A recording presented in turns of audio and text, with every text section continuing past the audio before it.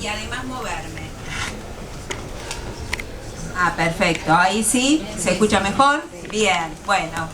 Nuevamente buenas tardes. En primer término, quiero agradecer la posibilidad de poder participar en este ámbito que es ajeno a mí, pero que es muy directo a mí desde mi labor de investigación, y me es muy grato poder estar siendo parte del mismo. Y al mismo tiempo agradecer haberme incluido en este panel de prestigiosos juristas, compartir este panel junto con Eleonora Lam, con quien además me une una muy linda amistad, y también tener la posibilidad de compartir el panel con el doctor Marcos Córdoba.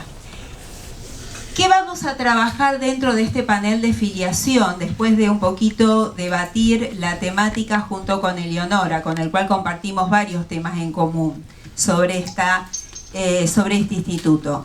Trabajar la filiación por técnicas de reproducción humana asistida junto con la gestación solidaria, partiendo de la socioafectividad como fuente de derechos.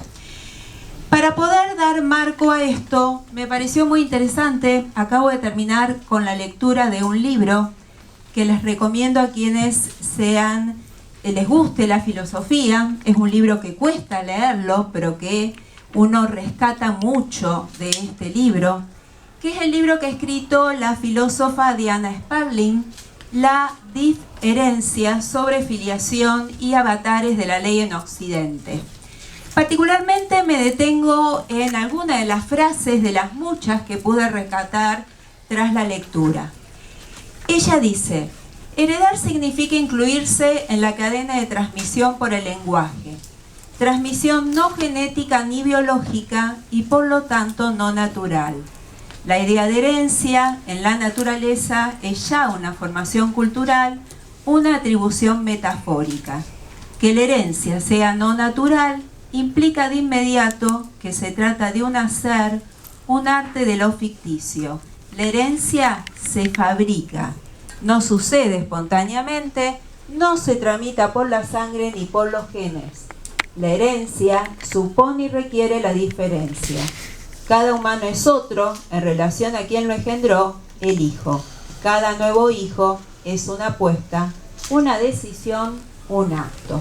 Y qué mejor manera de empezar a trabajar gestación solidaria con estas frases sueltas provenientes de una filósofa que desde las distintas corrientes de la filosofía en vinculación con la religión dice esto. Vamos más a lo concreto. ¿Qué nos proponemos transmitir en el poquito tiempo que vamos a compartir? 4 puntos fundamentales. La gestación solidaria es un procedimiento admitido en el modelo constitucional y convencional de derechos. La gestación solidaria es un modo de construcción de vínculos filiales que encuentran su fuente en el afecto. Gestación solidaria, voluntad procreacional y comunicación como una tríada que habilita la triple afectividad. Y en este escenario la gestación solidaria reclama ser regulada. Vamos a empezar por el primer eje. La gestación solidaria es un procedimiento admitido en el modelo constitucional y convencional de derechos. Varios datos de la realidad dan cuenta de esto y ustedes muchos se han ocupado desde la labor judicial de hacer esto posible. Partimos de un derecho privado en clave constitucional y convencional. Este derecho privado en clave constitucional y convencional, todos hoy sabemos que debe ser interpretado, debe ser integrado, debe ser aplicado partiendo de garantizar la efectividad de los derechos humanos de toda persona humana. Y esa efectividad debe ser lograda considerando principios que son básicos. El principio de pluralidad, el principio de diversidad, el principio de igualdad, y todo esto hace a la realización del valor humanidad como valor supremo del derecho. Desde este lugar, y trasladando y bajando la atención desde este marco a lo que nos ocupa, vamos a encontrarnos con un plexo normativo que nos da sostén, nos sirve de pilar para decir lo que decimos, y fundamentalmente, y siguiendo el sistema de fuentes internos, vamos a tener en consideración la Constitución Nacional junto con los instrumentos internacionales de derechos humanos, el Código Civil y Comercial, la Ley 23.862 sobre cobertura de los tratamientos de reproducción humana asistida, y no podemos pasar por alto, no debemos pasar por alto, la Ley 26.743 sobre identidad de género. Dentro de este marco, que tiende a garantizar el derecho de toda persona a vivir en familia, se ubica también la gestación solidaria como modo que permite construir distintas formas de familia. Siendo así, y viendo que estamos frente a una retroalimentación continua entre el derecho y la realidad, ¿qué fuimos viendo a lo largo de este poco tiempo? Un pasaje del derecho de familia al derecho de las familias, un pasaje al derecho de las familias que, como veníamos diciendo, está cimentado sobre la pluralidad, la igualdad, no discriminación, la dignidad como derecho que es fuente de todos los derechos de la persona. Y todo esto es posible porque hacemos un estudio, como debemos hacer, desde una mirada constitucional y convencional. ¿Qué es lo que permite esto? Permite reconocer la autonomía y la libertad de la persona humana para construir su proyecto de vida, para construir su propia biografía. Y esto hace que nos encontremos en el presente con una multiplicidad de biografías, y la gestación solidaria da cabida a la construcción de otra multiplicidad de biografías. No perdamos de vista que mucho nos ha enseñado sobre esto el caso de Octavia Murillo.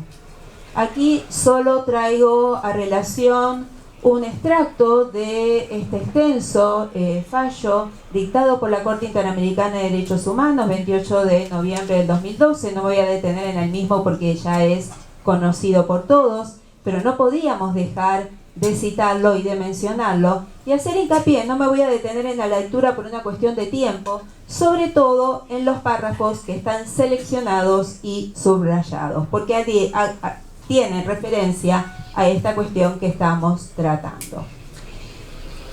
Otra cuestión que también debemos tener en cuenta: nosotros vamos a analizar esto desde nuestra realidad, que también se está abriendo pasos en otras realidades nacionales, en donde también vemos cómo a través de los organismos, de los tribunales de derechos humanos, se logran respuestas que van siendo realizadoras de derechos ante la carencia o ante la prohibición en determinadas legislaciones de la gestación solidaria como procedimiento no permitido. Nosotros recordemos el famoso caso Meneson, al cual hubo otro contemporáneo en el tiempo, que fue el caso Lavacé. Simplemente quiero mencionar de este caso que ha tomado nuevo revuelo, ha tomado nuevos aires después de casi 19 años que han transcurrido, 19 años, porque las hijas de este matrimonio nacieron en el año 2000,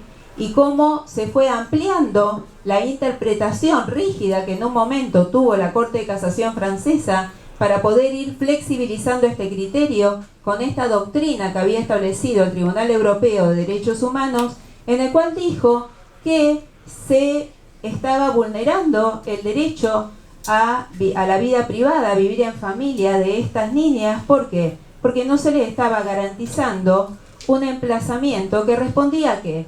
Respondía a la socioafectividad.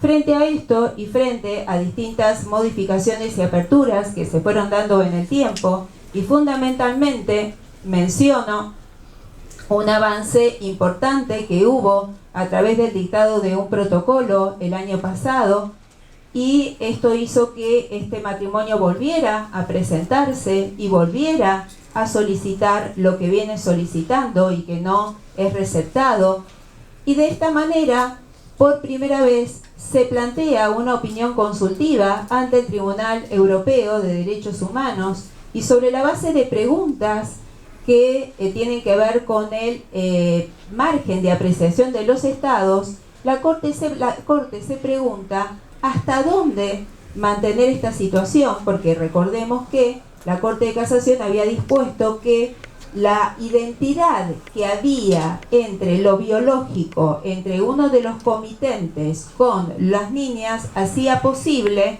que el emplazamiento podría darse en este vínculo, pero que no podría extenderse de la misma forma al otro vínculo filial, y que solo este vínculo filial podía ser por la vía de la adopción. Ahora veremos cómo esto se sigue abriendo caminos. Caminos que no se agotan acá, sino caminos que se fueron replicando en otras situaciones similares y que respondían a la misma situación fáctica, en el sentido de que uno de los requirentes compartía el mismo material, había aportado su material genético, y por lo tanto los hijos en cierta medida compartían carga genética de uno de los progenitores, pero la situación se representaba respecto al otro. Y se aplicó nuevamente la doctrina del Tribunal Europeo de Derechos Humanos. Esto no solo quedó reducido al ámbito de este país, sino que con la situación especial que existe respecto a la gestación solidaria internacional, o como también recibe el nombre de gestación transfronteriza, también se extiende a otros países en los cuales se encuentran con realidades similares. Y esto dio lugar a que otros tribunales de otros países también se expidieran de igual forma, y recurriendo ¿a qué? Recurriendo a la doctrina del Tribunal Europeo de Derechos Humanos. Dicho esto, vuelvo a hacer hincapié en que la socioafectividad es fuente de derechos, porque en definitiva, la doctrina del tribunal, ¿qué termina diciendo? Que el tiempo consolidó vínculos fundados no necesariamente en lo genético o parcialmente en lo genético, sino vínculos que van más allá, que tienen que ver con el amor, que tienen que ver con la sociogenitor. Y por tanto, esto es lo que valida, esto es lo que legitima el emplazamiento filial. Ustedes mucho hicieron respecto a esto, y cuando hablo de ustedes me refiero al Poder Judicial. Nosotros tenemos a la fecha más de 40 pronunciamientos desde el antes del Código Civil y Comercial, en el cual teníamos registrados 6 antecedentes jurisprudenciales, y todos los que se sucedieron con posterioridad al dictado del Código. Acá solo hago un listado de los precedentes, siguen las filminas, pero este documento de PowerPoint queda a disposición de quien quiera copiarlo para que les quede como base de datos. De esta forma, ¿en qué concluimos? Que la socioafectividad, la filiación por técnicas de reproducción humana asistida, gestación solidaria, gestación por sustitución, van unidas, van de la mano, y no podemos no considerarlo. Pero la socioafectividad no solo impacta, debo aclararlo también, en todo lo que tiene que ver con filiación por TRA, sino que la socioafectividad atraviesa a todo el derecho. La socioafectividad, pongámonos detenidamente en la lectura de todo el articulado del Código Civil y Comercial, y vamos a ver cómo la socioafectividad está presente. Y en leyes especiales ni hablar. Y en instrumentos internacionales de derechos humanos ni hablar. Por tanto, la inserción de la socioafectividad está en toda forma de pensar el derecho de vivir en familia. Tiene dos componentes, un componente social y un componente afectivo. Y son términos que los tenemos que considerar en esta fuente indivisibles, inescindibles unos de otros. Por tanto, y esto sí es trasladable desde el lugar de todos los que operamos desde distintos espacios en el derecho. Y esto lo voy a leer textualmente porque tiene que ver con mi pensamiento y tiene que ver con un pensamiento que vengo llevando adelante desde hace tiempo y sobre el cual sigo insistiendo.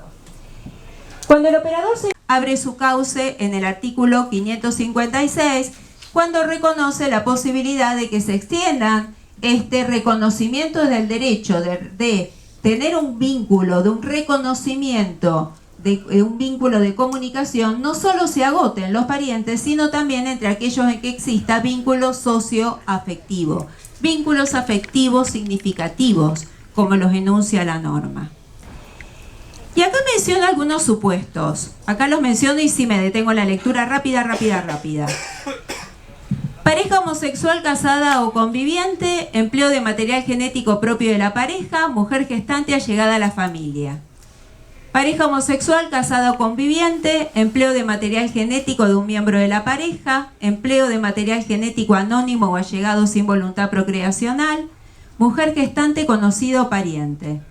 Mujer sola con voluntad procreacional, empleo de material genético de la primera o de anónimo y de un allegado sin voluntad procreacional, mujer gestante conocido o pariente. Hombre solo con voluntad procreacional, empleo de material genético de una allegada sin voluntad procreacional, mujer gestante conocida o pariente. Y en este último supuesto, pareja homosexual casada con denunciar como una carencia, que lamento que haya sido así, que el anteproyecto de Código Civil y Comercial que fue presentado en noviembre de 2018 no haya, primero mantengo mis reservas respecto a que se haya presentado un anteproyecto de reforma con tan poco tiempo de vigencia con un código que es de principios y valores y que capta todo. No era necesario introducir algunas modificaciones, pero bueno, esto es una materia para discutir desde otro lugar, pero simplemente decir que lamento que no se haya aprovechado esta oportunidad para regular lo que se debía regular, que es la gestación por sustitución.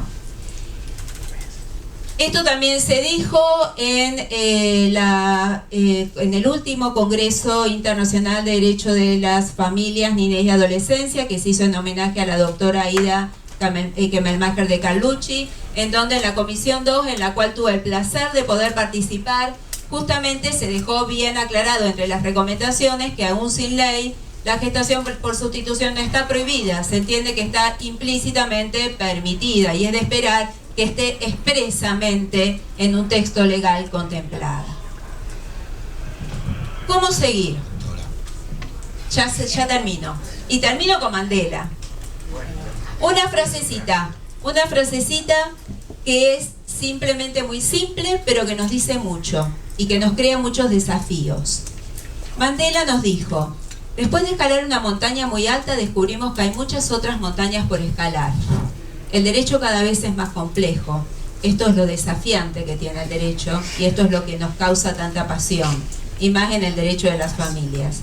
Entonces, sigamos escalando esta montaña, sigamos planteándonos desafíos, y que uno de esos desafíos sea regular contar con un régimen integral de técnicas de reproducción asistida comprensivo de la gestación solidaria, pero con la plena adopción. Ahora veremos cómo esto se sigue abriendo caminos que no se agotan acá, sino caminos que se fueron replicando en otras situaciones similares y que respondían a la misma situación fáctica, en el sentido de que uno de los requirentes compartía el mismo material, había aportado su material genético y por lo tanto los hijos en cierta medida compartían carga genética de uno de los progenitores, pero la situación se representaba respecto al otro. Y se aplicó nuevamente la doctrina del Tribunal Europeo de Derechos Humanos. Esto no solo quedó reducido al ámbito de este país, sino que con la situación especial que existe respecto a la gestación solidaria internacional, o como también recibe el nombre de gestación transfronteriza, también se extiende a otros países en los cuales se encuentran con realidades similares. Y esto dio lugar a que otros tribunales de otros países también se expidieran de igual forma, y recurriendo ¿a qué? Recurriendo a la doctrina del Tribunal Europeo de Derechos Humanos. Los precedentes siguen las filminas, pero este documento de PowerPoint queda a disposición de quien quiera copiarlo para que les quede como base de datos. De esta forma ¿En qué concluimos? Que la socioafectividad, la filiación por técnicas de reproducción humana asistida, gestación solidaria, gestación por sustitución, van unidas, van de la mano. Y no podemos no considerarlo. Pero la socioafectividad no solo impacta, debo aclararlo también, en todo lo que tiene que ver con filiación por TRA, sino que la socioafectividad atraviesa todo, atraviesa a todo el derecho. La socioafectividad, pongámonos detenidamente en la lectura de todo el articulado del Código Civil y Comercial y vamos a ver cómo la socioafectividad está presente. Y en leyes especiales ni hablar. Y en instrumentos internacionales de derechos humanos ni hablar. Por tanto, la inserción de la socioafectividad está en toda forma de pensar el derecho de vivir en familia. Tiene dos componentes, un componente social y un componente afectivo. Y son términos que los tenemos que considerar en esta fuente indivisibles, inescindibles unos de otros. Por tanto, y esto sí es trasladable desde el lugar de todos los que operamos desde distintos espacios en el derecho. Y esto lo voy a leer textualmente porque tiene que ver con mi pensamiento y tiene que ver con un pensamiento que vengo llevando adelante desde hace tiempo y sobre el cual sigo insistiendo. Cuando el operador se encuentra ante una historia de vida en la que a través del afecto se intercambian roles con un fin legítimo como dar vida y con el solo impulso del amor, resultará razonable disponer el emplazamiento filial a favor de quien o quienes con voluntad procreacional concreten el anhelo de ser progenitores gracias a la ayuda solidaria y altruista de una mujer gestante. Pero no solo esto se reduce a este ámbito, sino muchas veces la socioafectividad atraviesa también a quienes son parientes o allegados de la mujer gestante. Entonces también es creadora de vínculos socioafectivos y al mismo tiempo también colabora desde esa mirada en este proyecto de construir familia.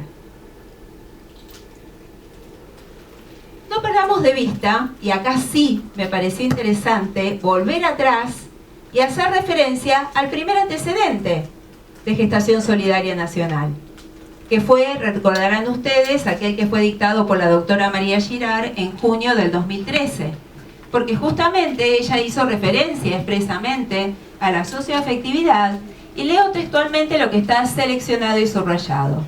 La existencia de uniones afectivas donde la reproducción natural no resulta posible, obliga a admitir la construcción de un parentesco que no se funda en bases biológicas, sino en la construcción de vínculos basados en la socioafectividad.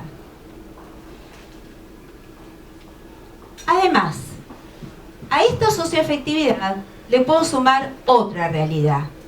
Esta tríada me puede permitir el reconocimiento de una triple afectividad desde el derecho cuando la razonabilidad lo exige.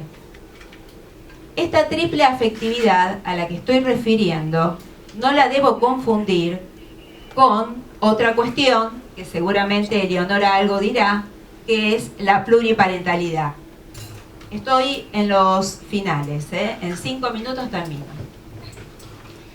Y que tiene que ver con lo que alude a todo lo relativo al derecho deber de comunicación. Nosotros sabemos que en esto se han ampliado los espacios y este artículo 555 que nos da el marco y que nos da el marco solo acotado y reducido al parentesco, abre su cauce en el artículo 556 cuando reconoce la posibilidad de que se extiendan este reconocimiento del derecho de tener un vínculo, de un reconocimiento, de un vínculo de comunicación, no solo se agoten los parientes, sino también entre aquellos en que exista vínculos socioafectivos, vínculos afectivos significativos, como los enuncia la norma.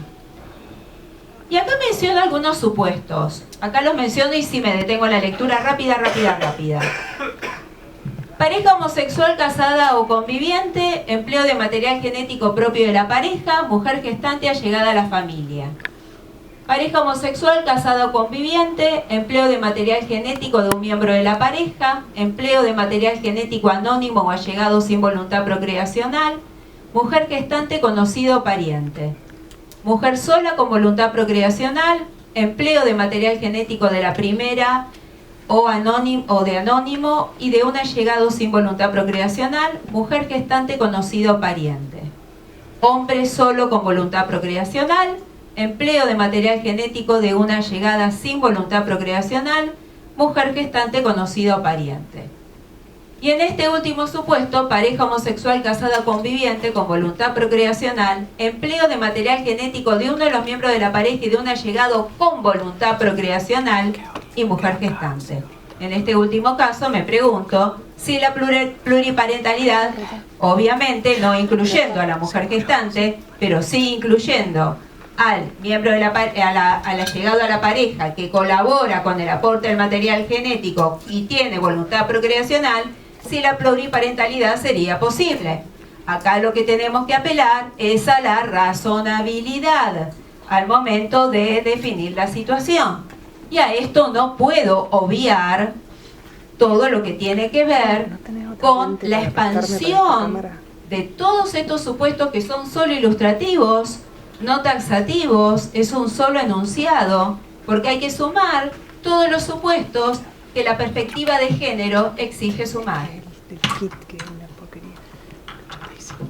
Todo esto que me indica, no me indica que es un reclamo la regulación de la gestación solidaria. Enunciar acá los proyectos presentados en este último tiempo, enunciar como una carencia, que lamento que haya sido así, que el anteproyecto de montañas sigamos planteándonos desafíos y que uno de esos desafíos sea regular contar con un régimen integral de técnicas de reproducción asistida comprensivo de la gestación solidaria, pero con la plena convicción que esto reclama el reconocimiento del derecho de toda persona de construir su proyecto de vida con libertad y autonomía. Muchísimas gracias.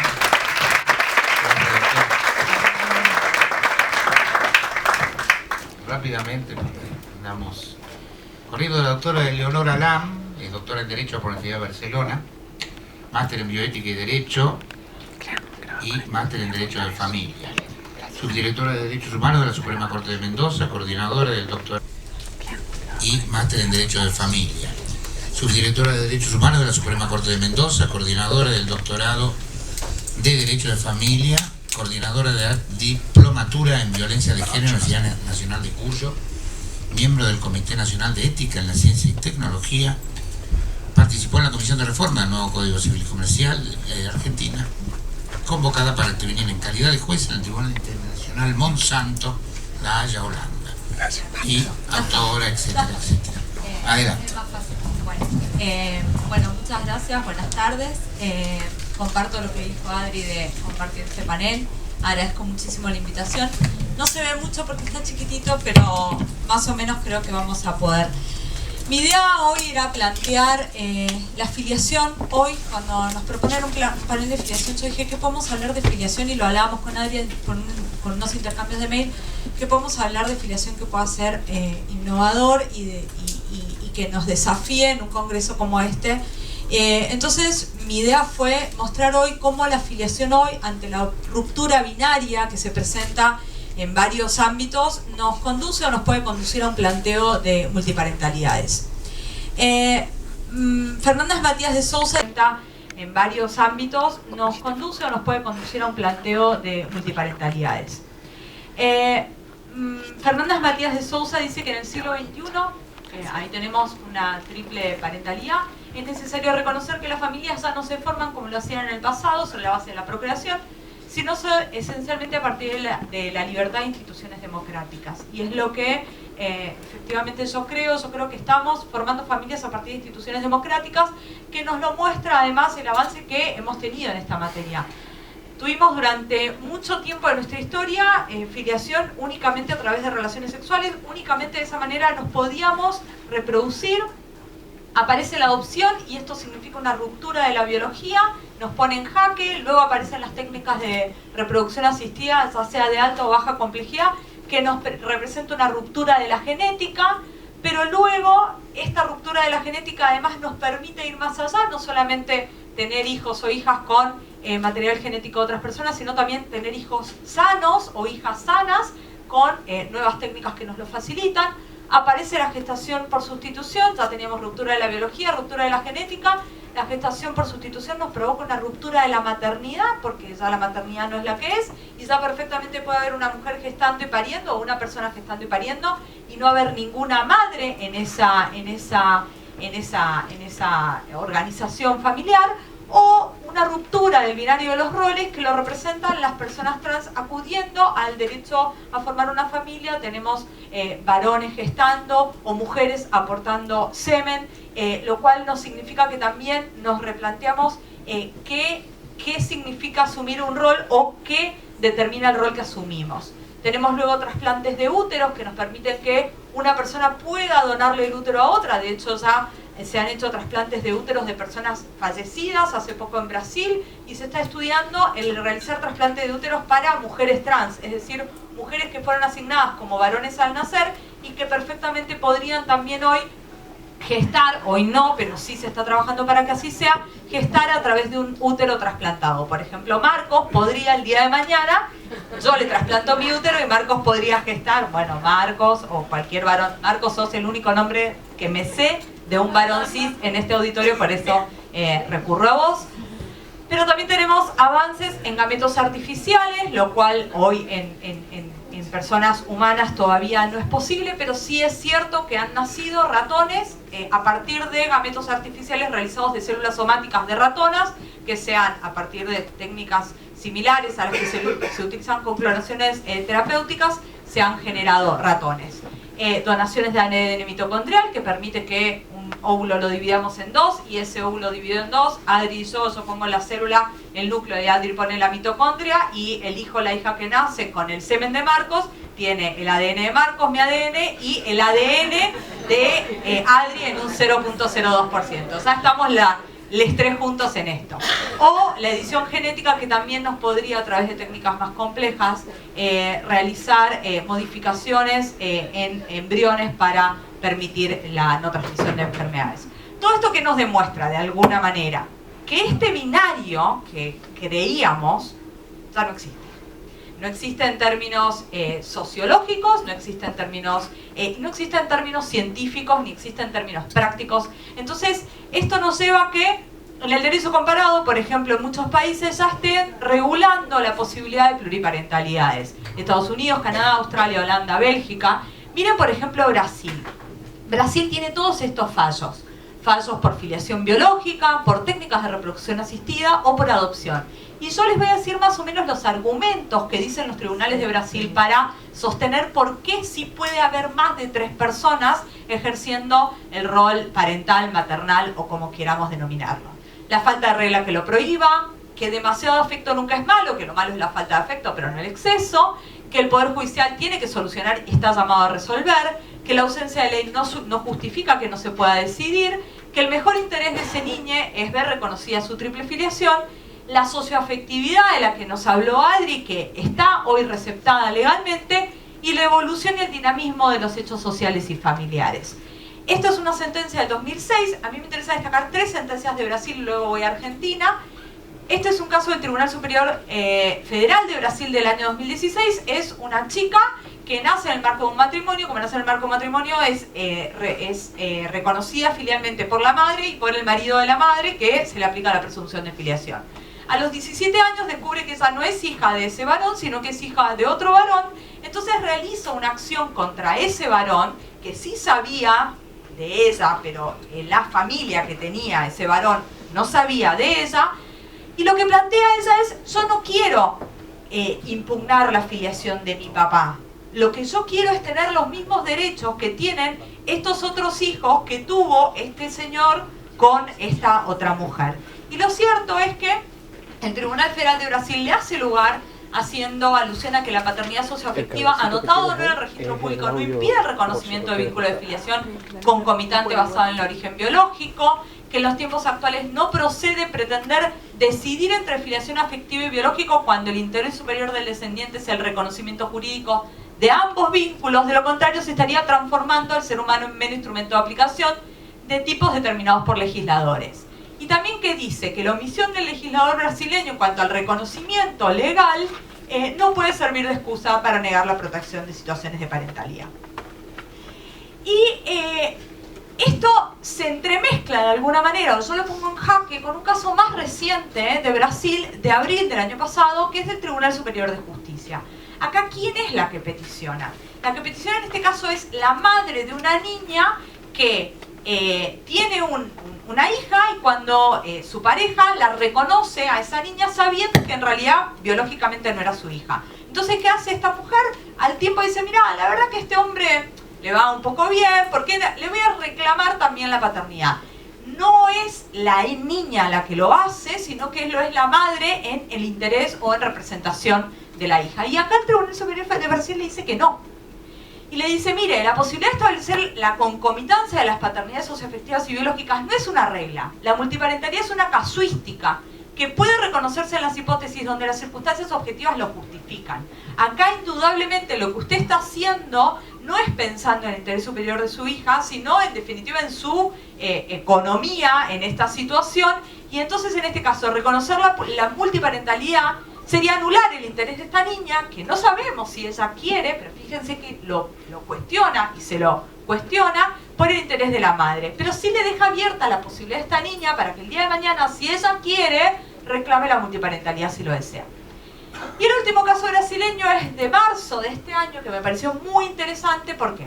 Porque esta es una mujer que tiene relaciones sexuales con un varón del que nace una niña. Resulta que este varón tiene un mellizo idéntico con unos caracteres genéticos muy parecidos que han hecho toda su vida la gran machiruleada de ay, bueno, sí, yo me paso por vos te pasas por mí. Son dos varones que, de hecho, en las sentencias se relata cómo han hecho uso y abuso de su semejanza física y además de que comparten el ADN. La mujer le reclama la paternidad a uno de estos varones, se le hace una prueba de ADN, sale positivo. Pero que al que le salió positivo se defiende diciendo, no, yo no soy, es él. O sea, tanto toda la vida nos hemos hecho los vivos, bueno, ahora es él. Le hacen el ADN, sale positivo. ¿Qué dice la jueza del caso? Miren, ustedes se hacen los vivos, perfecto, los dos. Entonces, establece, pero más allá de lo divertido que puede ser esto de me parece como, pero también es como, bueno, veamos el interés superior de la niña, en este caso está pensado en términos económicos, y que luego verá esa que hace si quiere o no tener vínculo, porque además le hace pagar alimentos a los dos y le fija una cuota del 30% del salario de cada uno de los dos. ¿Qué pasa en Argentina? Bueno, en Argentina nuestro Código Civil y Comercial tiene algunas normas que dicen que es binario, o sea que nadie puede tener más de 2 vínculos de filiación. ¿Pero esto por qué? Porque cuando nosotros regulábamos el Código Civil y Comercial, regulábamos las técnicas de reproducción asistida, que nos explicó también Adri, y era muy complejo prever que podía haber más de 2 vínculos filiales, cuando el problema era que todavía no teníamos claro que el donante o que la donante no era padre ni era madre. Entonces podía generar confusiones. Y además porque lo cierto es que cuando se planteó el anteproyecto del Código Civil y Comercial en el año 2012, no se presentó ni se había presentado ningún caso de multiparentalidad, y si bien nos lo cuestionábamos, cuando nos pusimos a pensar dijimos, esto es tan complejo que se lo cuestionen las próximas o los próximos que tengan que armar un anteproyecto. Lo cierto es que quedó desfasado, pero no quedó desfasado si tenemos en cuenta que el artículo 1 y 2 de nuestro Código Civil y Comercial nos obligan a interpretar en términos de constitucionalidad y convencionalidad. Ya antes del Código Civil y Comercial tuvimos 2 casos, uno de La Plata, que todos y todas lo conocemos, que en realidad es una pareja de mujeres casada, que tuvieron a un hijo con el semen que aportó un amigo de ellas. Se les aplicó la presunción de maternidad, la presunción de filiación, se inscribieron esas dos como madres y reclamaron que él también figure como padre. En esto, a través de una resolución del Registro Civil de La Plata, se reconoció la multiparentalidad, es decir, a los tres, a las dos y a él, como madres y padres de este niño. ¿Con qué argumentos? Con impedir el desgaste jurisdiccional. Y además dice algo muy interesante. El Código de Vélez no prevé que solamente puedan ser dos, que es algo que en definitiva también podíamos llegar a cuestionar, porque en realidad si nosotras teníamos que reconocer una afiliación teníamos que previamente impugnar, es decir, no decía claramente la regla como la dice hoy, pero de alguna manera también preveía un vínculo filial doble. Y autoriza el reconocimiento de esta tercera persona y le pone los 3 apellidos. El segundo caso en Argentina también fue una resolución administrativa de un registro civil, también previo a la entrada en vigencia del Código Civil y Comercial, y ahí tenemos al niño firmando en el registro civil. ¿Qué pasó después? Yo les voy a contar 2 casos, hay más casos, pero están en instancias que todavía no se resuelven, y hay más casos planteados en instancias de apelación. Como no tengo mucho tiempo, voy a contarles 2. El primero es de Mar del Plata, que actualmente está apelado y está ante el Tribunal Superior de Buenos Aires.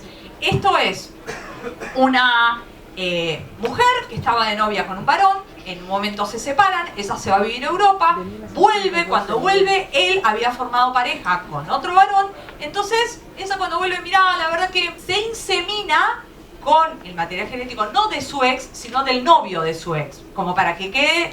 Entonces, es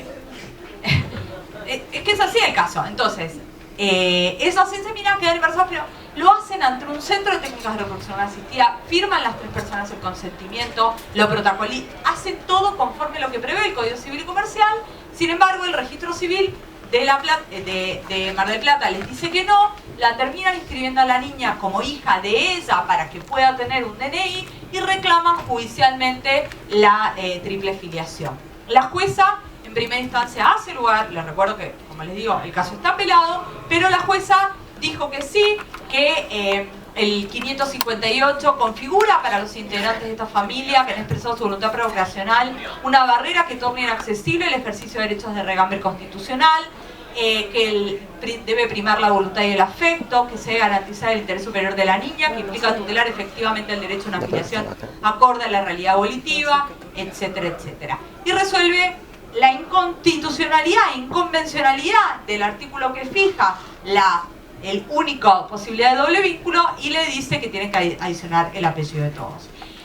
Lo interesante es este segundo caso, que es algo que se está empezando a presentar con bastante frecuencia. No sé, Dani, si a vos te has llegado en algún juzgado en Mendoza, pero lo cierto es que veo muchas juezas acá, de hecho de Mendoza también, y esto es algo que se presenta con mucha frecuencia, que no sé si se están haciendo tantos planteos judiciales, pero que se debe garantizar el interés superior de la niña, que implica tutelar efectivamente el derecho a una afiliación acorde a la realidad abolitiva, etcétera, etcétera. Y resuelve la inconstitucionalidad e inconvencionalidad del artículo que fija el único posibilidad de doble vínculo y le dice que tiene que adicionar el apellido de todos.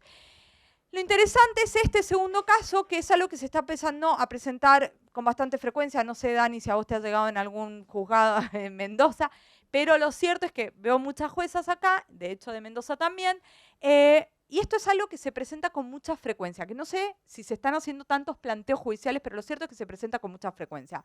La famosa adopción de integración, cuando en definitiva el que realiza la adopción de integración no tiene interés de desplazar al padre biológico, sino, y esto es lo que se presenta en este caso concretamente, hay muchas veces que, bueno, funcionan como padres afines, pero lo cierto es que también quieren figurar legalmente como padres, sin necesidad, digo como padres porque en general es un varón el que hace la adopción de integración, sin necesidad de desplazar al padre biológico. Esto es lo que se plantea en este caso, y de hecho ya el que quiere realizar la adopción de integración tiene un hijo con la madre de esta niña. El padre que es, se aclara que acá no se trata de restringir o sustituir vínculos, sino de ampliarlos, y se lo incluye al padre biológico en el juicio, y él expresamente dice: yo vengo a notificarme a la pretensión y que yo estoy de acuerdo en que mi hija sea adoptada por él, siempre y cuando mi vínculo subsista y no se extinga, es decir, se le adiciona además a mi apellido, al apellido de su madre, el apellido de quien va a ser su padre adoptivo también. La asesora de menores dice, yo no tengo nada que decir, el fiscal dice, nada que objetar, entonces concretamente en este fallo de febrero de 2017 se hace lugar a la adopción de integración con una aclaratoria porque no había resultado del todo claro. La pregunta es si, en definitiva, podemos empezar a pensar en una recepción legal o si podemos empezar a pensar en efectivamente ampliar estos vínculos de filiación en términos legales, cuando sabemos que además muchas veces es una realidad. En Holanda, yo estuve el año pasado en Barcelona en un congreso de multiparentalidades y en Holanda hay casos de quíntuples pluriparentalidades, o sea, eran 5 personas y la condición para que sean las 5 personas, madres y padres de esto, es que vivan todos cerca, entonces compraban departamentos en un mismo edificio y vivían en distintos pisos, las distintas parejas o relaciones, había uno que estaba solo y otros 2 eran pareja, pero bueno, en definitiva, las 5 personas criaban. Lo cierto es que podemos pensar en el interés superior de este niño o de esta niña. Le da seguridad económica, la falta de reconocimiento del vínculo filial le impide acceder, por ejemplo, a indemnizaciones que podría tenerla si fuera a alimentos, a herencia. Y la familia extensa además también se traduce en más personas que pueden ejercer los roles de cuidado. Y esto está bien para quien tiene tía, prima, sobrina, cuñada, lo que sea. Pero otra cosa es cuando efectivamente además sos madre o padre que te toca, no porque le haces la gamba, sino porque te toca. Entonces, salud psicológica, se dice, ay no, ¿qué puede ser? Qué tremendo que puede ser para este niño, para esta niña tener más de 3. Lo cierto es que el reconocimiento legal saca a la familia de la sombra, generando un reconocimiento práctico y simbólico que, de las relaciones importantes en la vida de este niño y desestigmatiza de alguna manera. Ya estoy terminando, ni me muestres ni la amarilla ni la roja, porque aparte me da como medio de... el potencial aumento, uno de los argumentos que se utiliza bastante seguido es esto, ¿no será más lío para este chico? ¿No habrá más conflictos en la vida de este niño, de esta niña, tener 3 o...? Lo cierto es que nada garantiza que haya más o menos líos, pero si los hay, lo cierto es que necesitamos de remedios legales o de vías judiciales o de vías concretas a las que las personas puedan acceder para resolver esto. Y dejarlo en la clandestinidad, dejando a una de estas personas en la clandestinidad, no le facilita el acceso a las vías legales. El interés de los padres, de las madres o de quienes ejercen efectivamente este rol de cuidado, derechos laborales, como la licencia por maternidad o por paternidad, a la que no pueden acceder sin el reconocimiento, otras restricciones como pasaporte, ciudadanía, registrarlo en la escuela, etcétera. Y, en definitiva, consideraciones de equidad que sugieren que quien de hecho contribuye a crear este niño o esta niña tenga derecho al reconocimiento legal que se requiere para el acceso a las prestaciones correspondientes. Y yo creo que hay un interés social, y creo que también lo podemos empezar a pensar, en promover la aceptación de la diversidad y el pluralismo más ampliamente dentro de nuestras comunidades, en incitar el reconocimiento de la importancia de la paternidad o de la maternidad social, y permitir promover concepciones no biologicistas de paternidad y familia, como decía Adri con esta frase inicial que me encantó, que la herencia no es el gen, esto de las relaciones no necesariamente implican biología, creando un espacio más amplio y diverso al desmembrarlo de concepciones genéticas y biologicistas estrechas. En definitiva, yo termino con una frase de Habermas que dice: la racionalidad de los contenidos de la identidad solo puede determinarse por relación a la estructura de ese proceso de su creación, es decir, por referencia a las condiciones formales de la gestación y de la comprobación crítica de una identidad flexible en la que todos los miembros de la sociedad puedan reconocerse recíprocamente, es decir, puedan respetarse. Muchas gracias.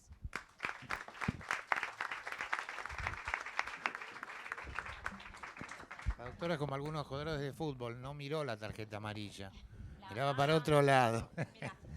El doctor Córdoba, Marcos Córdoba, profesor titular de Derecho de Familia y Sucesiones en la UBA y Universidad Abierta Interamericana. Estar acá ejerciendo la vocación de pensar en derecho y de recibir elementos para la consideración. Cada vez que se produce una de estas reuniones de contenido jurídico, la confluencia de personas provocan aportes distintos, y esos aportes distintos nos dan nuevos elementos para la consideración que llevan a conclusiones que necesariamente deben atender las evoluciones producidas en la sociedad. Creo que esto es lo que está ocurriendo acá en este ámbito, por eso mi agradecimiento, y además porque esto me permitirá que todas mis charlas futuras en distintos ámbitos se hayan visto enriquecidas por estos aportes que hoy he escuchado. Me refiero a los que he escuchado acá en este panel y a los cuales puedo incorporar algunos otros. Hoy por la mañana escuchaba al presidente de la Corte, al doctor Rosenkrantz, y anoté algunas frases cortas de él, pero que me parecen trascendentes fundamentalmente para los jueces, pero también para todos los que nos dedicamos al derecho, porque en realidad a los estrados de los juzgados llegan un ínfimo porcentaje de todas las relaciones jurídicas, de todos los actos jurídicos de los que somos sujetos diariamente. El doctor Rosenkrantz en un momento dijo textualmente: los jueces debemos estar siempre subordinados a aplicar el derecho. Y hizo una aclaración expresa de qué era el derecho y de qué se refería al derecho como la aplicación de la ley con el respeto de todas sus jerarquías. También anunció, y en esto coincidió plenamente con algo que desde siglos atrás ya expresaba Jhering, decía Rosenkrantz: la academia debe alertar sobre las cuestiones del derecho que no funcionen adecuadamente, pero la función de la academia es producir esa alerta que no inhibe a los jueces a aplicar el derecho vigente, sino que la academia alerta para que en una república la división tripartita de poderes provoque que cada uno de ellos cumpla su rol, y que el rol de los jueces era aplicar el derecho y el de la academia era alertar al legislador para que resuelva aquellas cuestiones que el derecho debe modificar y debe atender. Así como lo de Rosenkrantz coincide con lo de Jhering, coincide también con lo que decía Sarmiento, y Sarmiento decía algo que hoy nos parece muy duro, muy rígido, muy casi hasta aburrido. Decía: el juez es el sastre que elige cuál es el traje que le corresponde al caso. ¿De dónde lo elige? Lo elige de la ley, es la ley la que nos indica esto. Escuchaba recién lo que nos ilustraban las dos profesoras, e incluso uno de los casos que planteaba la doctora era el de la provincia de Buenos Aires, la Dirección del Registro de las Personas, que admite esta triple parentalidad en vía administrativa, es decir, el presidente de la Corte dice que debemos cumplir con la estructura jurídica en su conjunto, respetando las jerarquías, etcétera, etcétera, pero como les dije recién, muy pocos actos llegan a la judicatura. Y muchísimos actos que nosotros realizamos y que los entes administrativos, los del Poder Ejecutivo en este caso, realizan, no pasan por la judicatura, no tienen ese control y se afirman y quedan constituidos y provocan efectos. Y provocan efectos que no son los previstos por aquel que la Constitución le ha otorgado la facultad de dictar las normas exigibles. Porque en eso que hablaba Rosenkrantz del respeto a la República, y que anoté también, después dijo una frase casi exacta el ministro Garabano, así que no la leo, pero se refirió estrictamente a eso, a la aplicación del derecho. Y entonces yo tengo que tomar lo que explicaron ahí ellos, porque eso también me alimenta, y después resulté bastante abonado cuando estuve en una comisión acá enfrente escuchando a Ida Kemmelmacher, estaba otro gran jurista cordobés que es Daniel Pizarro, y una enorme jurista cordobesa que es la doctora Silvana Chiapero, donde nos hablaba de relaciones contractuales fundamentalmente, pero que hizo todo un paneo por lo que es el derecho patrimonial y el derecho extrapatrimonial. Y cuando hablaba del derecho patrimonial, informaba, pero muy claramente, muy precisamente, con una fluidez expositiva muy grande, cuál era la situación de avance de la autonomía en las relaciones de familia y lo que eso provoca en la sociedad. Lo cierto, y también ahí escuchando lo que decía Krasnow, es que el anteproyecto de código preveía atender algunas relaciones jurídicas que luego no fueron atendidas en lo que se convirtió en ley o derecho exigible, la maternidad subrogada. Y entonces no hay una consecuencia específica para eso. Nos decían muy bien las profesoras que, bueno, pero los artículos 1 y 2 del Código Civil y Comercial, a través de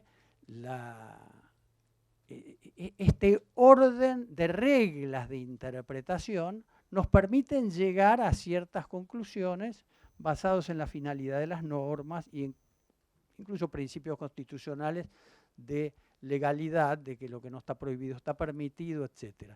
Pero lo cierto es que no hay consecuencias específicas previstas en la reglamentación normativa. Hace relativamente poco tiempo estaba teniendo así una exposición como esta, pero en diálogo con el profesor Hugh Fulchiron, el rector honorario de la Universidad de Jean Moulin, de Lyon. Y él explicaba lo que nos informaban también las profesoras de ese caso francés que provocó luego la sanción a Francia por haberse negado a efectuar un reconocimiento cuando había ocurrido una sustitución. Lo cierto es que no es bueno que no exista una regulación de ciertas circunstancias que en la sociedad ocurren. Aquello que ocurre, en algunos casos, puede ser objeto de la construcción de un dique de freno, de contención. En otros casos no. En otros casos no. Hace creo que 6 años daba una charla en el Parlamento de Berlín y el día anterior se había entrado en vigencia la ley que admitía el matrimonio entre personas del mismo sexo en Francia. La Argentina fue el primer país de Latinoamérica que lo admitió. ¿Parece posible que si alguien no está de acuerdo con eso lo pueda detener? No parece posible. Y además, si alguien que no está de acuerdo con eso debe detenerlo, tampoco, porque también en eso creo que fue muy claro el presidente de la Corte. Es decir, el que hace la ley no tiene que hacer aquello que es su preferencia. Los que construyen la ley son intérpretes del comportamiento social, que luego de hacerlo pasar por un filtro, que es el estándar moral, ético de la sociedad a la que de la que lo extrae y a lo que va a ir dirigido su fruto, luego de hacerlo pasar por ese tamiz, si cumple con este requisito del estándar, pero no del estándar moral propio del autor, es el estándar de la sociedad a la que va dirigido. No se trata de lo que yo prefiero, lo que a mí me gusta, o lo que para mí es ético, o lo que para mí es moral. Es lo que es para la sociedad. Cuando pasa por ahí, entonces el legislador le atribuye consecuencias. Y las consecuencias siempre tienen que atender los casos particulares. Es decir, en Argentina y en muchas partes del mundo hay cierta tendencia a que a una nueva relación social nosotros la calificamos y clasificamos colocándola en relación a otras preexistentes. Entonces, cuando se hablaba de concubinato, se lo hacía en relación a una medición con los deberes, derechos emanados del matrimonio. Pero a nadie se le ocurría que podía ser una relación jurídica totalmente diversa de la del matrimonio. Tenía que ser algo parecido a lo que conocíamos. La unión convivencial tiene impedimentos de tipo matrimonial, con lo cual se deja afuera de ella a una enorme cantidad de personas que quieren convivir, pero no en una relación de afecto sexual, sino para asistirse.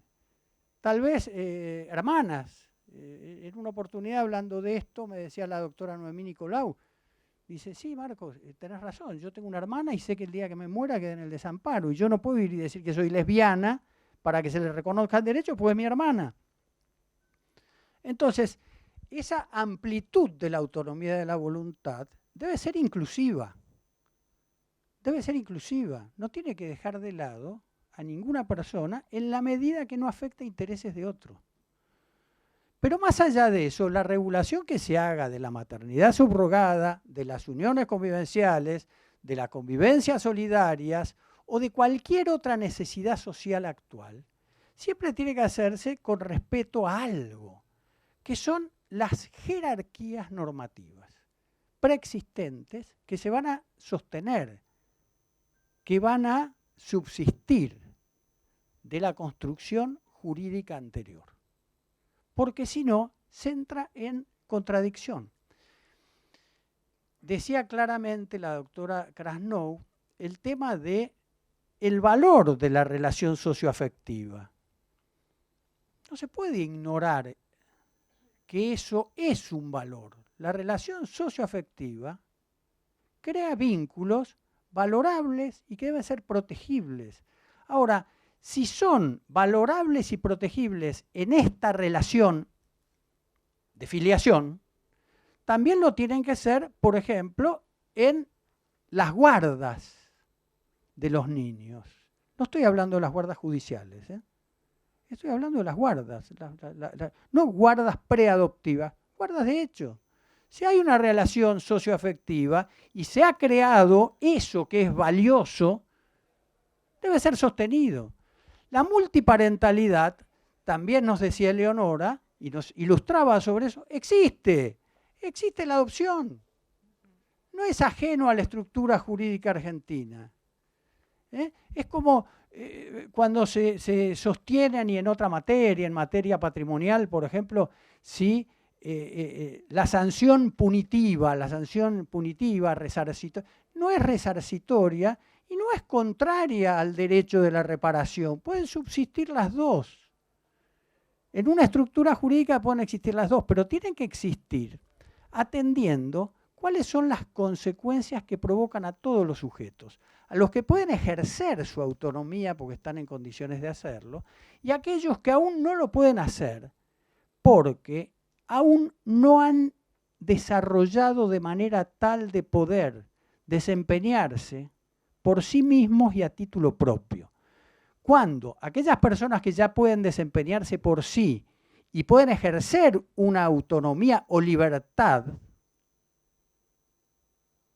pero poniendo en juego los intereses de otro, necesariamente tenemos que evaluar cuáles son los intereses más valiosos, pero no para mí, para el derecho. Y en el derecho argentino, el sujeto de máxima protección es la niña, el niño, el adolescente, el incapaz, el discapacitado. Desde hace muchos años, y por suerte, el derecho de familia evolucionó complementándose con el aporte del conocimiento de otras ciencias. Tenemos que escuchar desde otras ciencias si la posibilidad de que un niño comience su formación dentro de un vientre no crea ya una relación con otro sujeto, con ese sujeto, que al ser apartado de ella sea capaz de crear trauma. ¿Por qué digo que tenemos que averiguar?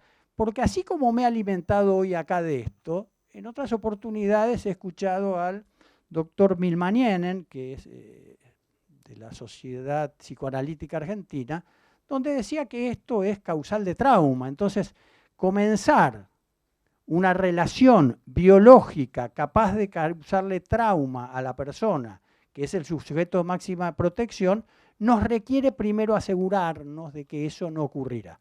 Por eso es que no estoy diciendo que sí o que no. Lo que estoy diciendo es que antes de dar los pasos tenemos que atribuir cuáles son las consecuencias esperables.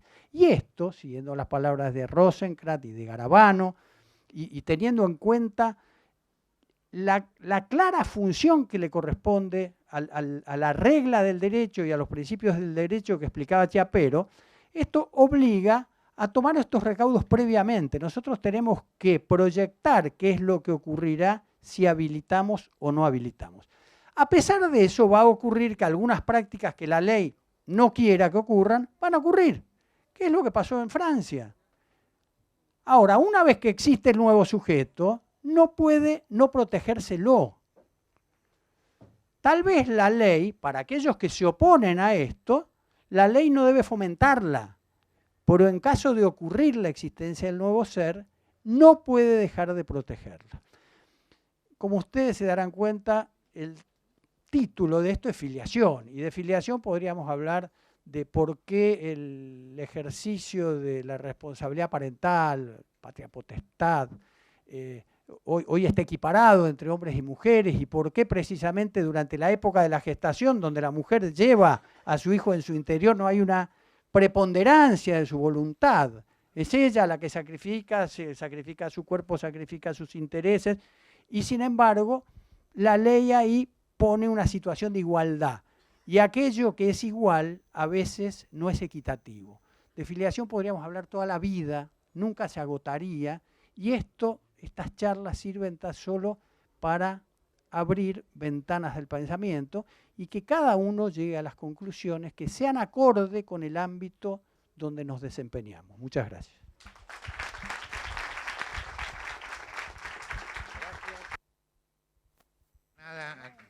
Acá hablaban de que gustaba el debate, pero bueno, no hay tiempo, así que gracias a los tres y a ustedes sobre todo por estar acá.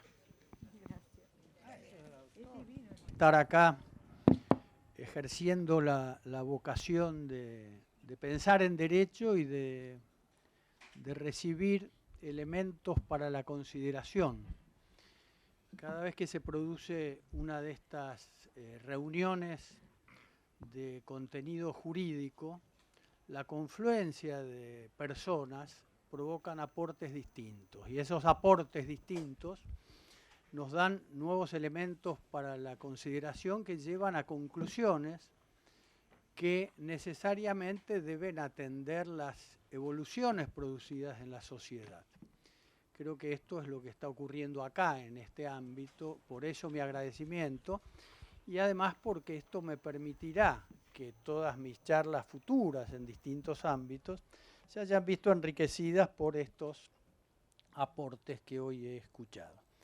Me refiero a los que he escuchado acá en este panel y a los cuales puedo incorporar algunos otros. Hoy por la mañana escuchaba al presidente de la Corte, al doctor Rosenkrantz, y anoté algunas frases cortas de él, pero que me parecen trascendentes fundamentalmente para los jueces, pero también para todos los que nos dedicamos al derecho, porque en realidad a los estrados de los juzgados llegan un ínfimo porcentaje de todas las relaciones jurídicas, de todos los actos jurídicos de los que somos sujetos diariamente. El doctor Rosenkrantz en un momento dijo textualmente: los jueces debemos estar siempre subordinados a aplicar el derecho. Y hizo una aclaración expresa de qué era el derecho y de qué se refería al derecho como la aplicación de la ley con el respeto de todas sus jerarquías. También anunció, y en esto coincidió plenamente con algo que desde siglos atrás ya expresaba Jhering, decía Rosenkrantz: la academia debe alertar sobre las cuestiones del derecho que no funcionen adecuadamente, pero la función de la academia es producir esa alerta que no inhibe a los jueces a aplicar el derecho vigente, sino que la academia alerta para que en una república la división tripartita de poderes provoque que cada uno de ellos cumpla su rol, y que el rol de los jueces era aplicar el derecho y el de la academia era alertar al legislador para que resuelva aquellas cuestiones que el derecho debe modificar y debe atender. Así como lo de Rosenkrantz coincide con lo de Jhering, coincide también con lo que decía Sarmiento, y Sarmiento decía algo que hoy nos parece muy duro, muy rígido, casi hasta aburrido. Decía: el juez es el sastre que elige cuál es el traje que le corresponde al caso. ¿De dónde lo elige? Lo elige de la ley, es la ley la que nos indica esto. Escuchaba recién lo que nos ilustraban las dos profesoras, e incluso uno de los casos que planteaba la doctora era el de la provincia de Buenos Aires, la Dirección del Registro de las Personas, que admite esta triple parentalidad en vía administrativa. Es decir, el presidente de la Corte dice que debemos cumplir con la estructura jurídica en su conjunto, respetando las jerarquías, etcétera, etcétera, pero como les dije recién, muy pocos actos llegan a la judicatura. Y muchísimos actos que nosotros realizamos y que los entes administrativos, los del Poder Ejecutivo en este caso realizan, no pasan por la judicatura, no tienen ese control y se afirman y quedan constituidos y provocan efectos. Y provocan efectos que no son los previstos por aquel que la Constitución le ha otorgado la facultad de dictar las normas exigibles. Porque en eso que hablaba Rosenkrantz del respeto a la República, y que anoté también, después dijo una frase casi exacta el ministro Garabano, así que no la leo, pero se refirió estrictamente a eso, a la aplicación del derecho. Y entonces yo tengo que tomar lo que explicaron ahí ellos, porque eso también me alimenta, y después resulté bastante abonado cuando estuve en una comisión acá enfrente escuchando a Ida Kemmelmacher, estaba otro gran jurista cordobés que es Daniel Pizarro, y una enorme jurista cordobesa que es la doctora Silvana Chiapero o Chiapero, donde nos hablaba de relaciones contractuales fundamentalmente, pero que hizo todo un paneo por lo que es el derecho patrimonial y el derecho extrapatrimonial. Y cuando hablaba del derecho patrimonial, informaba, pero muy claramente, muy precisamente, con una fluidez expositiva muy grande, cuál era la situación de avance de la autonomía en las relaciones de familia y lo que eso provoca en la sociedad.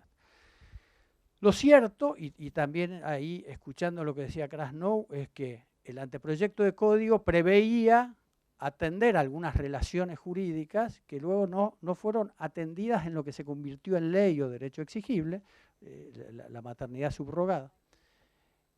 Y entonces no hay una consecuencia específica para eso. Nos decían muy bien las profesoras que, bueno, pero los artículos 1 y 2 del Código Civil y Comercial, a través de este orden de reglas de interpretación, nos permiten llegar a ciertas conclusiones basados en la finalidad de las normas e incluso principios constitucionales de legalidad, de que lo que no está prohibido está permitido, etc. Pero lo cierto es que no hay consecuencias específicas previstas en la reglamentación normativa. Hace relativamente poco tiempo estaba teniendo así, en una exposición como esta, pero en diálogo con el profesor Hugh Fulchiron, el rector honorario de la Universidad de Jean Moulin, de Lyon.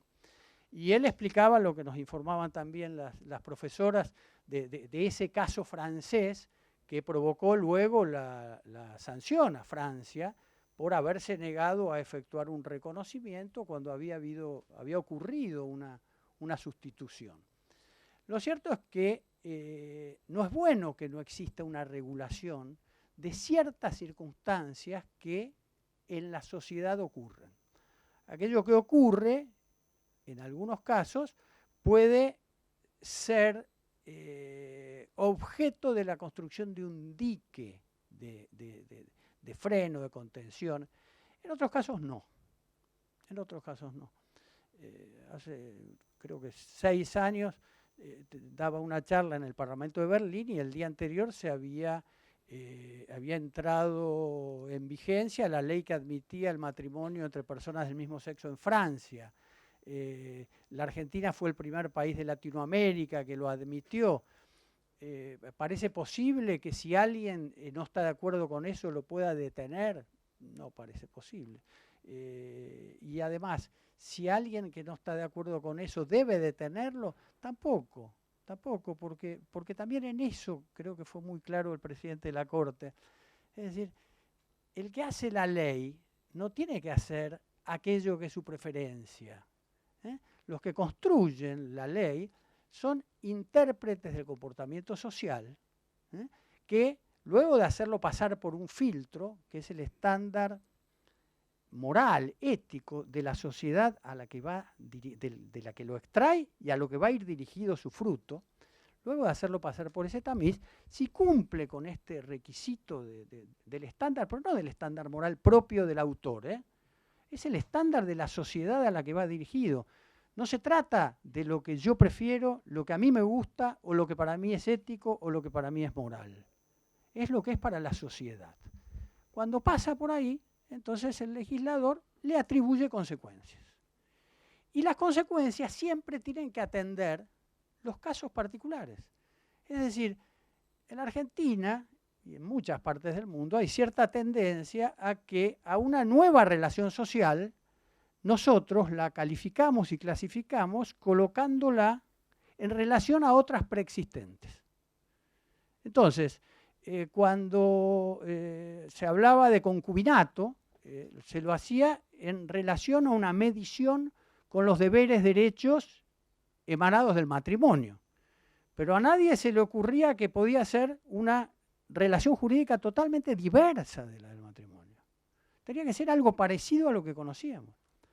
La unión convivencial tiene impedimentos de tipo matrimonial, con lo cual se deja afuera de ella a una enorme cantidad de personas que quieren convivir, pero no en una relación de afecto sexual, sino para asistirse.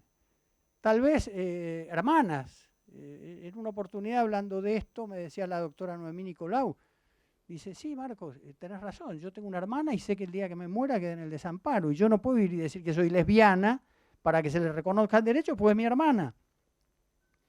Entonces, esa amplitud de la autonomía de la voluntad debe ser inclusiva. Debe ser inclusiva. No tiene que dejar de lado a ninguna persona en la medida que no afecte intereses de otro. Pero más allá de eso, la regulación que se haga de la maternidad subrogada, de las uniones convivenciales, de la convivencia solidarias o de cualquier otra necesidad social actual, siempre tiene que hacerse con respeto a algo, que son las jerarquías normativas preexistentes que se van a sostener, que van a subsistir de la construcción jurídica anterior. Porque si no, se entra en contradicción. Decía claramente la doctora Krasnow el tema de el valor de la relación socioafectiva. No se puede ignorar que eso es un valor. La relación socioafectiva crea vínculos valorables y que deben ser protegibles. Ahora, si son valorables y protegibles en esta relación de filiación, también lo tienen que ser, por ejemplo, en las guardas de los niños. No estoy hablando de las guardas judiciales, estoy hablando de las guardas, no guardas preadoptivas, guardas de hecho.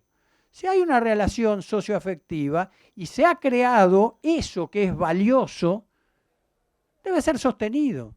La multiparentalidad, también nos decía Eleonora, y nos ilustraba sobre eso, existe la adopción. No es ajeno a la estructura jurídica argentina. Es como cuando se sostienen, y en otra materia, en materia patrimonial, por ejemplo, si la sanción punitiva resarcitoria, no es resarcitoria y no es contraria al derecho de la reparación. Pueden subsistir las dos. En una estructura jurídica pueden existir las dos, pero tienen que existir atendiendo cuáles son las consecuencias que provocan a todos los sujetos, a los que pueden ejercer su autonomía porque están en condiciones de hacerlo, y a aquellos que aún no lo pueden hacer porque aún no han desarrollado de manera tal de poder desempeñarse por sí mismos y a título propio.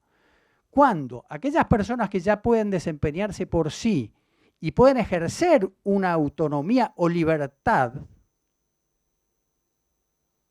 pero poniendo en juego los intereses de otro, necesariamente tenemos que evaluar cuáles son los intereses más valiosos, pero no para mí, para el derecho. Y en el derecho argentino, el sujeto de máxima protección es la niña, el niño, el adolescente, el incapaz, el discapacitado. Desde hace muchos años, y por suerte, el derecho de familia evolucionó complementándose con el aporte del conocimiento de otras ciencias. Tenemos que escuchar desde otras ciencias si la posibilidad de que un niño comience su formación dentro de un vientre no crea ya una relación con otro sujeto, con ese sujeto, que al ser apartado de ella sea capaz de crear trauma. ¿Por qué digo que tenemos que averiguar? Porque así como me he alimentado hoy acá de esto, en otras oportunidades he escuchado al doctor Milmanienen, que es de la Sociedad Psicoanalítica Argentina, donde decía que esto es causal de trauma. Entonces, comenzar una relación biológica capaz de causarle trauma a la persona, que es el sujeto de máxima protección, nos requiere primero asegurarnos de que eso no ocurrirá. Por eso es que no estoy diciendo que sí o que no. Lo que estoy diciendo es que antes de dar los pasos tenemos que atribuir cuáles son las consecuencias esperables. Y esto, siguiendo las palabras de Rosenkrantz y de Garabano, y teniendo en cuenta la clara función que le corresponde a la regla del derecho y a los principios del derecho que explicaba Chiapero, esto obliga a tomar estos recaudos previamente. Nosotros tenemos que proyectar qué es lo que ocurrirá si habilitamos o no habilitamos.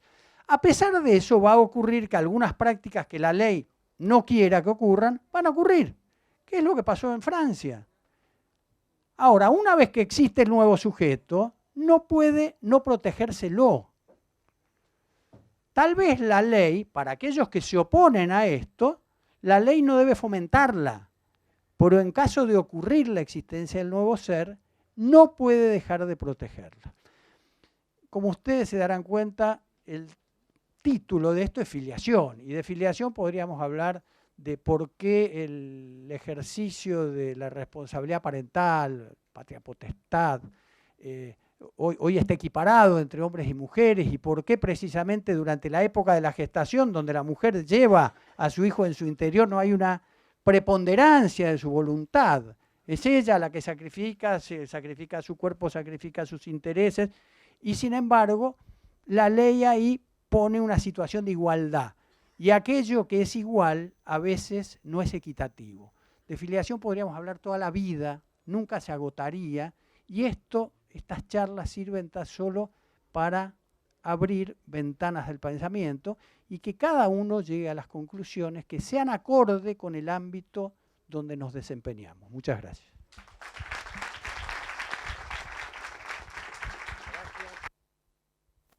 Nada, acá hablaban de que gustaba el debate, pero bueno, no hay tiempo, así que gracias a los tres y a ustedes sobre todo por estar acá.